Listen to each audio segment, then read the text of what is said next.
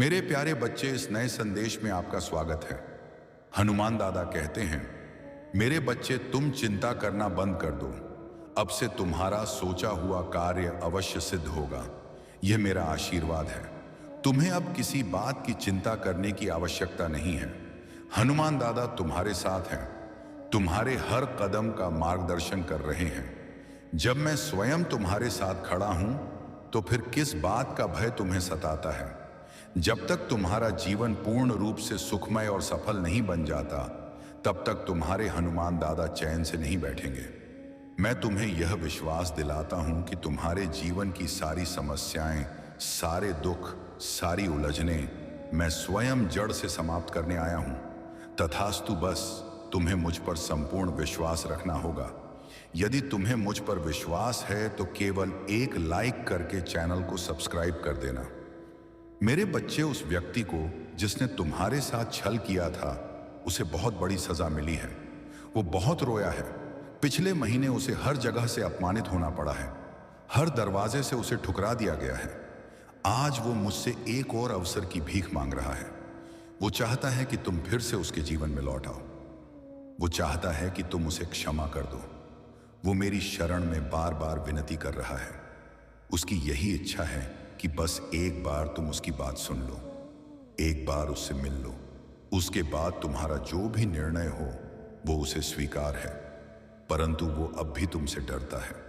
वो तुम्हारी आंखों में आंखें डालकर बात करने की हिम्मत नहीं रखता, क्योंकि उसे झांत है कि तुम उसकी आंखों में झांक कर उसके समस्त कर्म जान जाओगे। वो नहीं चाहता कि तुम उसकी लाचारी देखो। वो तुम्हें यह नहीं दिखाना चाहता कि तुम जीत चुके हो। तुम्हारा सत्य जीत चुका है और उसका जीवन आज नरक से कम नहीं है। अब उसका सारा घमंड चूर हो चुका है। समृद्धि अब तुम्हारे कदम चूमेगी। मेरे बच्चे, अब वो तुम्हारा सामना करने योग्य भी नहीं रहा। ऊंची आवाज में बात करना तो बहुत दूर की बात है। उसके सारे निर्णय विफल हो गए हैं। उसने स्वयं ही अपने जीवन को बर्बाद किया है। वो तुम्हें सदैव कमजोर समझता था। तुम्हारी सलाह को वो कभी गंभीरता से नहीं लेता था। परंतु आज वही व्यक्ति तुम्हारी उस सलाह को सुनने के लिए तरस रहा है।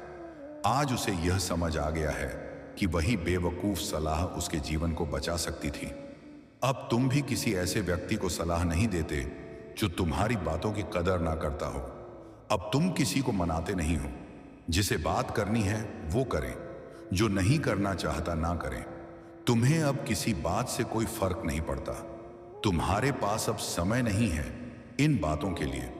परंतु उस व्यक्ति को तुम्हारा अपमान करने की आदत लग चुकी थी। वो तुम्हें अपशब्द कहता था और हर बार उसकी गलतियों की क्षमा तुम ही मांगते थे। अब उसे शर्म आ रही है कि वह तुमसे क्षमा कैसे मांगे। वो चाहता है कि तुम फिर से पहले जैसे बन जाओ, जो अब संभव नहीं है मेरे बच्चे। और कहीं ना कहीं वो यह भी जानता है कि अब तुम उसके पीछे नहीं भागने वाले। इसलिए वो मेरी शरण में आकर रोता है, गिड़गिड़ाता है और तुमसे एक और अवसर मांगता है। इस बीच तुम अपने लिए, अपने आत्मसम्मान के लिए जो निर्णय ले रहे हो, यही बात उसे सबसे अधिक पीड़ा दे रही है। क्योंकि जो व्यक्ति कल तक तुम्हारे बिना एक पल नहीं जी सकता था, वह आज तुम्हारे बिना इतना प्रसन्न कैसे है? ये बात उसे तोड़ रही है। उसे यह समझ आ चुका है कि तुम अब बहुत आगे बढ़ चुके हो और शायद उसे कभी क्षमा नहीं करोगे। अब वो मुझसे विनती कर रहा है, हे हनुमान दादा, मुझे झांत है कि आपके लिए कुछ भी असंभव नहीं है। आप नामुमकिन को मुमकिन कर सकते हैं। आप कृपया उसका मन बदल दीजिए। हनुमान दादा ऐसा होने से पहले ही वो मुझसे यही प्रार्थना करता है, हे प्रभु, कोई चमत्कार कर दो जिससे वह मुझे माफ कर दे। तथास्तु मेरे बच्चे, पिछले 10 से 15 दिनों से उसके लिए एक एक पल काटना अत्यंत कठिन हो गया है। इन कुछ दिनों में उसके जीवन में इतने उतार चढ़ाव आ गए हैं कि उसकी पूरी दुनिया उजड़ गई है। और इस तूफान के बीच उसे सबसे ज्यादा तुम्हारी ही याद आई है। कहीं ना कहीं मेरे बच्चे, तुम्हारे आंसू ही उसकी बर्बादी का कारण बने हैं। उसकी सारी खुशियां तुम्हारे साथ ही थीं और आज वो तुम्हें पाने के लिए, तुम्हारा विश्वास जीतने के लिए हर दरबार में गया है। उसने हर चौखट पर तुम्हारे लिए मन्नत मांगी है। लेकिन मैं भी इतनी आसानी से उसकी यह इच्छा पूरी नहीं करने वाला।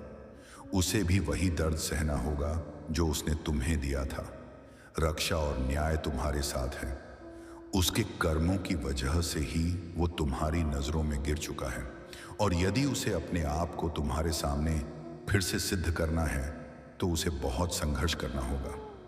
ये तो अभी सिर्फ शुरुआत है मेरे बच्चे। तुम्हारे लिए तो वो तुम्हारा सबसे बेस्ट था, परफेक्ट साथी, क्योंकि तुम हर परिस्थिति को बेहद संयम और समझदारी से संभाल लेते हो। पर यदि वह फिर से तुम्हें पाना चाहता है तो अब उसे तुम्हारे लिए सच में परफेक्ट बनकर दिखाना होगा। तभी मैं उसे एक और अवसर दूंगा। अगर तुम मुझ में श्रद्धा रखते हो तो मेरी इस वाणी को दूसरों तक पहुंचाओ। इस वीडियो को शेयर करो, चैनल को सब्सक्राइब कर लो और 888 लिखकर इस संदेश को स्वीकार करो। मेरे बच्चे, अब उसे यह समझ आ चुका है कि शायद तुम ही वो एकमात्र व्यक्ति हो जिससे मिलकर उसे यह अनुभव हुआ कि सकारात्मकता क्या होती है। तुम ही वो जो उसके जीवन में उजाला लेकर आए। तुम ही वो हो जिसने हर बार दूसरों की चिंता की, अपने लाभ से ऊपर दूसरों का भला चाहा। शक्ति और दिव्यता तुम्हारे भीतर विद्यमान है, और शायद इसीलिए तुम आज भी सबसे ज्यादा रोते हो, क्योंकि तुम वो इंसान हो जो अंधेरे से डरता नहीं बल्कि अंधेरे में भी राह बनाता है। तुमने लोगों को लड़ना सिखाया है, साहस दिया है और कभी हार नहीं मानी। उसने तुम्हारे जैसा इंसान पहले कभी नहीं देखा था, और अब उसे यह एहसास हो चुका है अब वो तुमसे बात किए बिना रह नहीं सकता। अतीत में उसने तुम्हारे बारे में नकारात्मक बातें की, तुम्हें लेकर गलत सोचा, पर अब उसकी सोच बदल रही है।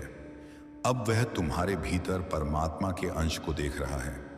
मेरे बच्चे, इस कलयुग में यदि कोई किसी और का सच्चा भला सोच रहा है तो निश्चय ही उसके भीतर ईश्वर का वास होता है। शायद ईश्वर ने ही तुम्हें उसके जीवन में भेजा था, उसकी सहायता करने, उसका जीवन संवारने के लिए। पर उसने क्या किया? उसने उसी प्रकाश को, उसी दैविक शक्ति को ठुकरा दिया जिसने उसके अंधकार को समाप्त करना था। और यही कारण है कि आज वो व्यक्ति बहुत परेशान है। उसने यह स्वीकार कर लिया है कि वह जो भुगत रहा है वही उसका न्याय है। वह मान चुका है कि उसने बहुत गलतियां की हैं और यह सब उसकी करनी का फल है। लेकिन अब समय आ गया है, अब वह तुम्हारी ओर कदम बढ़ाने वाला है, क्योंकि उससे और सहा नहीं जा रहा है। उसके सारे रिश्ते उससे दूर हो चुके हैं, उसके अपने ही उसे रुला रहे हैं, और अब उसे इस बात का पूरा भरोसा है कि उसे समझने वाला, उसे माफ करने वाला अगर कोई है तो वह सिर्फ तुम ही हो। अब वो इस रिश्ते की दरारों को भरना चाहता है। अब वो इस बंधन को हर बुरी नजर से बचाकर इसे पुनः जोड़ना चाहता है। वो मेरे बच्चे, क्योंकि उन लोगों की वजह से तुम दोनों के बीच इतनी दूरी आ गई थी, और वे लोग एक बार फिर कोशिश करेंगे कि तुम दोनों के रिश्ते में विघ्न डाल सके। लेकिन तुम अपने प्रेम पर विश्वास बनाए रखना, और जब वह व्यक्ति दोबारा तुम्हारे जीवन में लौटे तो उसे मेरी कृपा समझकर स्वीकार करना, उसकी बातों को सुनने का प्रयास करना, उसे समझने की कोशिश करना और अतीत को पीछे छोड़ देना, क्योंकि तुम्हें स्वयं ही पता है कि उसके बिना तुम अधूरे से हो जाते हो। हर बार अतीत की बातें लाकर तुम खुद को ही दुख देते हो और अपने रिश्ते को भी चोट पहुंचाते हो। यदि तुम उसे माफ करने की सोच रहे हो तो सबसे पहले अतीत को भूलना सीखो, उसके भीतर आए परिवर्तन को समझो। जब तुम बीते हुए समय को पीछे छोड़कर उसे माफ कर पाओगे, तब सबसे पहले तुम्हें खुद को ही शांति मिलेगी। तुम्हारा ही मन हल्का होगा, तुम्हारा दर्द कम होगा। मैं जानता हूं मेरे बच्चे, तुम बहुत रोए हो, तुम्हारे भीतर क्रोध भी है, लेकिन फिर भी तुम्हारे मन में हमेशा यह इच्छा रही कि कोई एक दिन तुम्हारी भावनाओं को समझे और तुमसे सच्चे दिल से माफी मांगे। वो माफी तुम्हें मिलने वाली है। उसका रोना, उसकी क्षमा याचना, उसकी सच्ची भावनाएं तुम्हारे घावों पर मरहम बनेंगी। चमत्कार घटित होने को है, इसलिए निर्णय सोच समझ कर लेना। जल्दबाजी या क्रोध में आकर कोई ऐसा कदम मत उठा लेना जिसे तुम बाद में पछताओ। वो आज रात ही तुमसे संपर्क करने का प्रयास करेगा, इसलिए उसके शब्दों को ध्यान से सुनना। अगर तुम बात नहीं करना चाहते तो यह तुम्हारा अधिकार है, लेकिन निर्णय शांति से लेना। मेरे बच्चे, इस जंग की तरह पिछले जन्म में भी तुम्हारे लिए प्रेम और रिश्ते बहुत महत्वपूर्ण थे।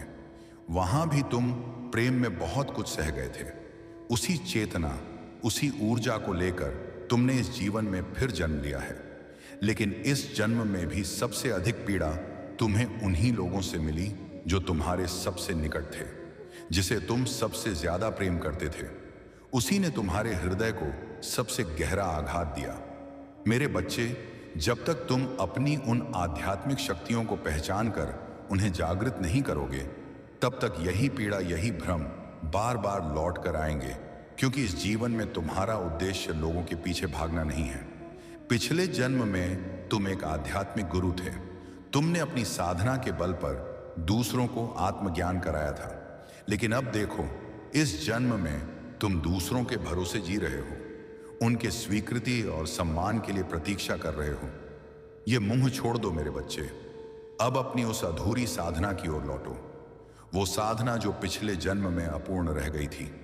तुम जन्म से ही मुझसे जुड़े हो, इसलिए तुम भजनों, मंत्रों और ध्यान में सुकून महसूस करते हो।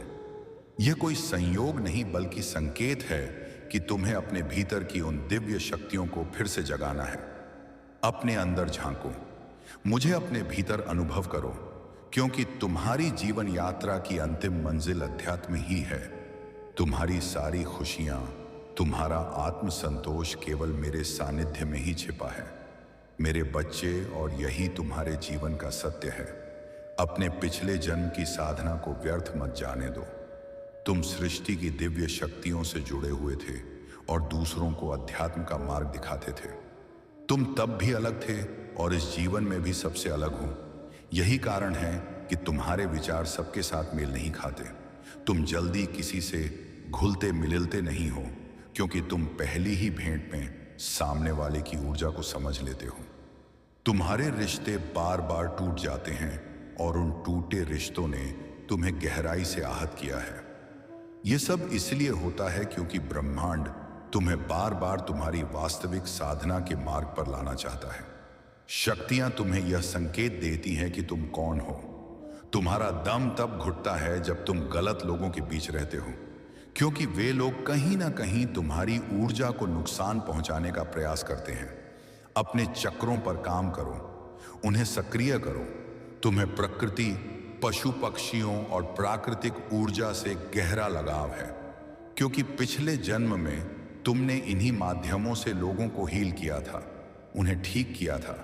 लेकिन इस जन्म में लोगों ने तुम्हें ही बीमार बना दिया, जो ब्रह्मांड को स्वीकार नहीं है। तुम्हारे हनुमान दादा को यह स्वीकार नहीं कि तुम्हें कम आंका जाए या तुम्हें रुलाया जाए। मुझसे जुड़ने की कोशिश करो और अपनी आध्यात्मिक यात्रा का फिर से आरंभ करो। इस भौतिक संसार की पीछे भागने के बजाय अपनी आत्मा की संतुष्टि के लिए